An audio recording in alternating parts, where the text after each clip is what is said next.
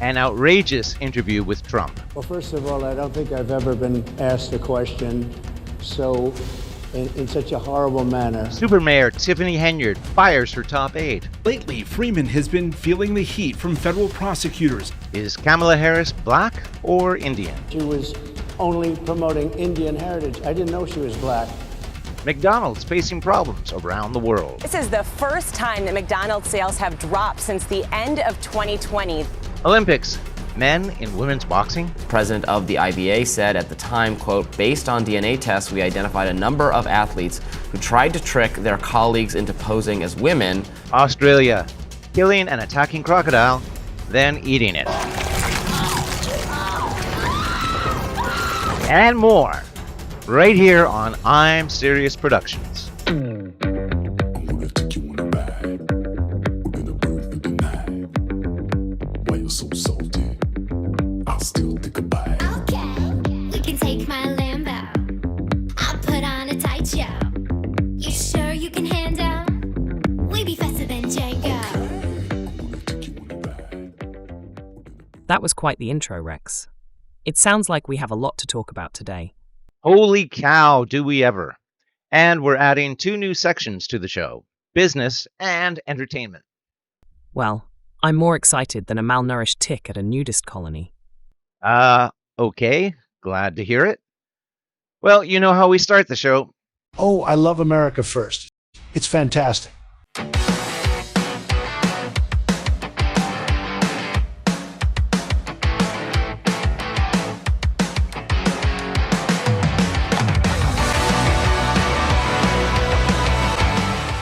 All right, so much to cover. Well, as promised yesterday, we're going to continue on the Elon Musk-Gavin Newsom feud. Yesterday was the AI Kamala Harris ad. Today we're going to go back a couple of weeks to yet another feud. 2 weeks ago, the two sparred about trans laws in California. Musk announced that he was moving his companies out of California after Newsom approved a new law that would ban schools from forcing teachers to notify parents when their child changed their gender identity. I don't understand how any parent would support this. This is the final straw, Musk said on X. Because of this law and many others that preceded it, attacking both families and companies, SpaceX will now move its headquarters from Hawthorne, California to Starbase, Texas. He also said he would relocate X, or Twitter, from San Francisco to Austin. I really think the people in the government of Texas should be writing thank you notes to AOC and Newsom for their roles in persuading big companies to move there. Anyways, let's move on to the next story. Can we please talk about the Trump interview? Oh my goodness, what a mess that was. Donald Trump, former president and presidential candidate, made an appearance at NABG, the National Association of Black Journalists.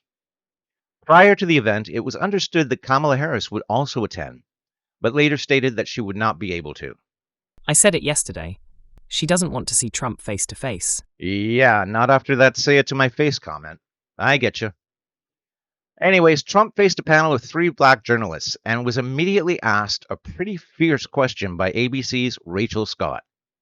A lot of people did not think it was appropriate for you to be here today. You have pushed false claims about some of your rivals, from Nikki Haley to former President Barack Obama, saying that they were not born in the United States, which is not true. You have told 4 congresswomen of color who were American citizens to go back to where they came from. You have used words like animal and rabid to describe black district attorneys. You've attacked black journalists, calling them a loser, saying the questions that they ask are, quote, stupid and racist. You've had dinner with a white supremacist at your Mar-a-Lago resort. So my question, sir, now that you are asking black supporters to vote for you, why should black voters trust you after you have used language like that? Well, first of all, I don't think I've ever been asked a question so in such a horrible manner. First question. You don't even say, hello, how are you? Are you with ABC? Because I think they're a fake news network, a terrible network. And I think it's disgraceful that I came here in good spirit. I love the black population of this country. I've done so much for the black population of this country. Some of your own supporters, including Republicans on Capitol Hill, have labeled Vice President Kamala Harris, who is the first Black and Asian American woman to serve as vice president and be on a major party ticket as a DEI hire. Is that acceptable language to you? And will you tell those Republicans and those supporters to stop it? How do you define DEI? Go ahead. How do you define diversity, equity, inclusion? Okay, yeah, go ahead. Is that what your definition? That is give me a literally definition the words then. Would you give me a definition DEI. of that? Give me a definition of Sir, that. I'm asking you a question, No, a you very have to direct define question. it. Define it for me if you I would. just defined it, sir. Do you believe that Vice President Kamala Harris is only on the ticket because she is a Black woman? Well, I can say, no, I think it's maybe a little bit different. So I've known her a long time indirectly, not directly very much. And she was always of Indian heritage, and she was only promoting Indian heritage. I didn't know she was Black until a number of years ago when she happened to turn Black, and now she wants to be known as Black. So I don't know, is she Indian or is she Black? She is always But you know identified what? as a Black woman. I She went to a respect historically either Black one. college. I respect either one, but she obviously doesn't, because she was Indian all the way, and then all of a sudden she made a turn and she became a Black person. Just to be clear, sir, do And you believe I that think she is somebody should look into that too when you ask continue in a very hostile, nasty tone. I think Trump was the winner there. Rachel came across looking quite unprofessional, in my opinion. Well, whatever you think, it was pretty unorthodox. Then again, it's mainstream news talking to Trump. What do you expect? All right, what's next? Is Kamala Black or Indian? Oh, yeah. Well, as you heard, Trump commented that in the past, he thought Harris was Indian, not Black. This sent mainstream media into a frenzy. But she did identify as Indian when she was running for senator, didn't she? Well, let's take a look at some of the receipts. Kamala Harris, California's Attorney General, has also made history, becoming the first Indian American woman to be elected to the U.S. Senate. Harris has entered the Senate race after Barbara Boxer announced her intention to retire. The Democrat became an early frontrunner in a crowded primary field. And certainly you could become the first Indian senator in U.S. history, which would be quite an accomplishment. Not good. Okay, so what we're going to cook today is an Indian recipe. Yes. Because Yes. you are Indian. Yes. Okay, and I don't know that everybody knows that, but I find that wherever I go and I see Indian people at the supermarket, on the street, everyone's like, you know, Kamala Harris is Indian. From her history, she seems closer to her Indian roots. She's had some controversy about her Jamaican roots. Yeah, there was that whole Breakfast Club situation that happened in 2020 when she was talking about marijuana. That's when she said this. They say you oppose legalizing weed. That's not true. I know. and look, I joke about it, half joking. Half my family's from Jamaica. Are you kidding me? Her father wasn't too pleased about that. Among the people that were upset by it, her dad, Donald Harris, from Jamaica, an economics professor at Stanford University, says this: "My dear departed grandmothers, as well as my deceased parents, must be turning in their grave right now to see their family's name, reputation, and proud Jamaican identity being connected in any way, jokingly or not, with the fraudulent stereotype of pot-smoking, joy-seeking, and in pursuit of identity politics." Okay, I feel like this is getting too personal. Let's move on. Whatever you say, boss. What else do we have? There's the Omarosa story. Oh my goodness, yeah.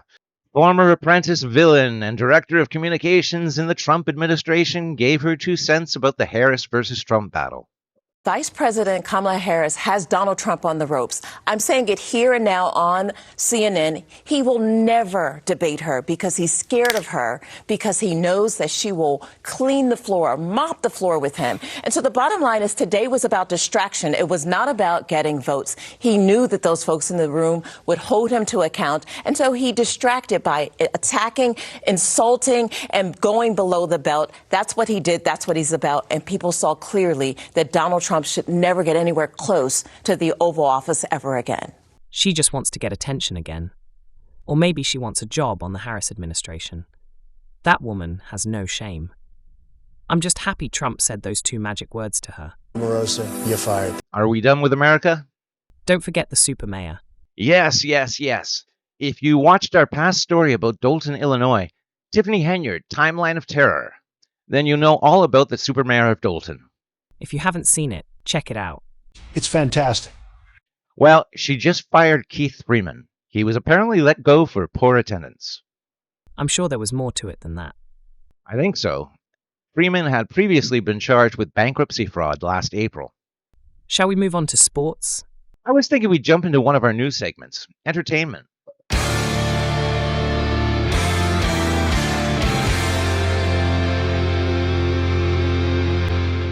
the controversial opening ceremony drag show, many celebrities have spoken out about the event. That show was absurd. You're not the only one thinking that. Harrison Butker, Kansas City Chiefs kicker, posted a simple statement about the event. "This is crazy," he said.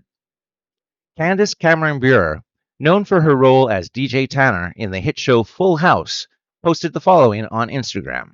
So to watch such an incredible and wonderful event that's going to take place over the next 2 weeks and see the opening ceremonies completely blaspheme and mock the Christian faith with their interpretation of the Last Supper was disgusting.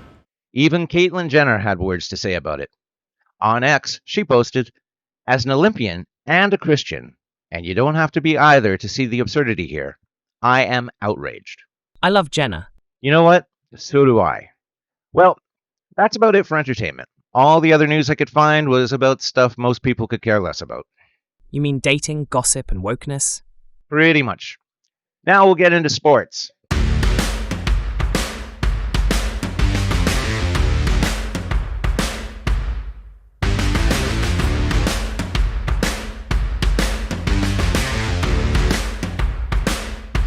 Any more news about the Seine River? Nope, not really. All the triathlons are proceeding as normal. We'll keep an eye out to see if any swimmers start mutating anytime soon. Keep me posted. Will do. But I do have a follow-up story to yesterday's story about conditions in the Olympic Village. It seems some athletes have left the village to go stay in hotels. The soaring heat has impacted the athletes alike, and some of them have now chosen to move out of the Games Village. The reason for that being lack of air conditioning in the matchbox-sized rooms. If they can afford it, it sounds like a better option. Now, I have a story that's going to whip you into a frenzy. And what would that be? Women's boxing. It seems we have two biological men competing. No joke, I'm serious. The International Olympic Committee has confirmed that two boxers who were disqualified from the World Championships last year for failing gender eligibility tests will be allowed to fight in Paris. I have no words. Iman Khalif of Algeria and Yu-Ting of Taiwan both start their Olympic campaigns this week. We'll keep an eye on their matches and keep you posted. I have a feeling I know where this is going. Yeah, so do I. All right, let's move on to another new segment, business.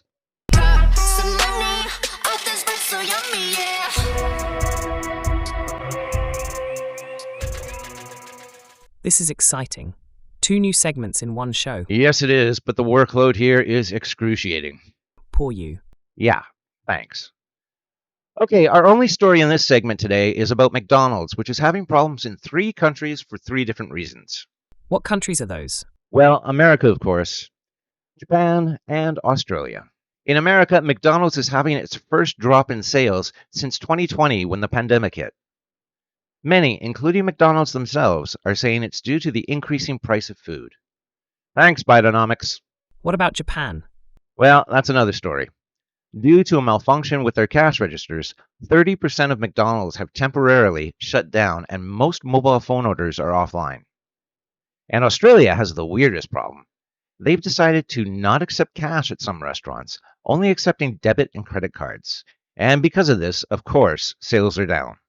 Sounds like the golden arches are becoming bronze arches. Maybe. World news time. And I'm happy to say it's not about poop today.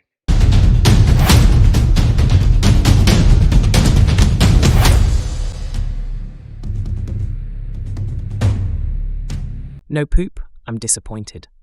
I'm not. Today's story comes from down under, Australia. Good ol' Aussie. Wait, what? Who are you? I'm Chuck, your Australian correspondent. What's up, Chuck? Get it? Up, Chuck? That was a crack up. I thought so.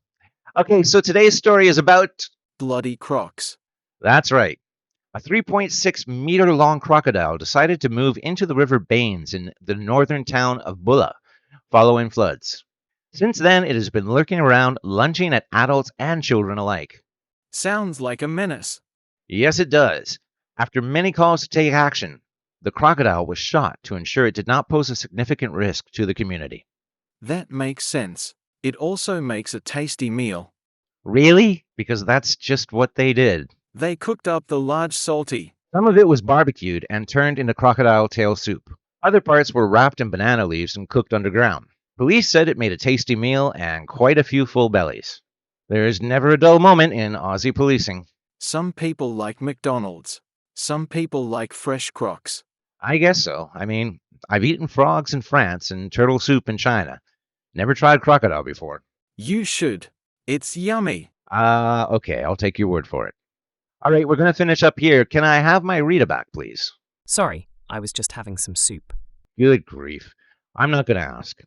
Anyways, thanks for watching today's show. Please subscribe and like. It really helps us. If I actually manage to get monetized, I can get a new microphone and a better AI voice. Excuse me? I meant a better Australian AI voice. I'm Rex Jester. And I'm Rita. And I'm serious. Question 1 for $100. Usually an easy one, don't worry. The USA is an acronym of the following phrase. The United States of A. Israel, B. Armenia, C. Iran, D. America. Ooh, tough one. Looks like I'm going to have to phone a friend. Good one, Mr. President. Yeah, no, seriously, though, I'm going to need some help here. Oh, okay. Who would you like to call? Let's try Mitch McConnell. We have Mitch on the line now, Mr. President, and your time starts now. Mitch, the U.S. acted in the following states: A. Irania, B. Armani, 4. Iraq, 7 in Iraq. Sorry, Joe, I didn't quite catch that. Can you repeat it? The U.S. Iraq is the final phase. The United States, Israel, 2A Armenia, C. Iraq, if the foothills of the Himalayas. Joe, I have no idea what you're saying. For Christ's sake, Mitch is asking you what the A in USA stands for. Oh, that's easy. It's... Mitch? Mitch, are you there? His connection must have froze or something. A. Final answer. Joe, you had $0, and I'm afraid you still have $0. It's the wrong answer. It is, of course, the United States of America, not the United States of Israel. You sure about that?